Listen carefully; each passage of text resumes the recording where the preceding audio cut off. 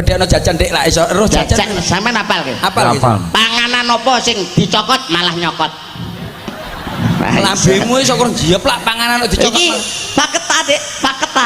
Fakta tok rasa mbok iket ora usah kowe. Panganan apa sing dicokot malah nyokot? Ya ora eneng lho wong. Aduh, Nogosari mampu.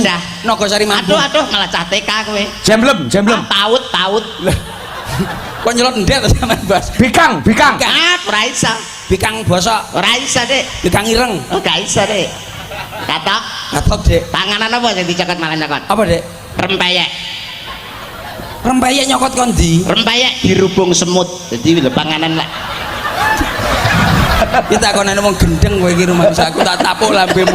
Nyapa kok payek dirubung semut iki lho nyapa. Lah kesuwen Dik, mambu kesuwen. Ya cel awakmu tak tekoki mbok panganan roh. Lho. Bose. Ayo panganan tak buka. panganan apa sing apa bungkusnya ning jero panganan ayo. Nogosari Bungkusnya ning jaba. Ayo. Bikang. Bikang ra nek bungkuse. Bikang ireng. Bungkusnya ning jaba. Madu mangsa bungkusnya ning jaba. Panganan apa bungkusnya ning jero panganan? Nogosari Nah kowe iki ta. Lemper Bungkusnya ning jaba. Nogosari. Alah nah kowe iki. Ayo napa? Ayo Lemper. Alah lemper Nogosari tak antem kowe kemelan. Katok panganan apa sing bungkusnya ning jero panganan? Panganan salah kedaden, Bos. Kabeh panganane bungkusnya ning jaba. Ora enek panganan kok ning jero enek bungkusnya.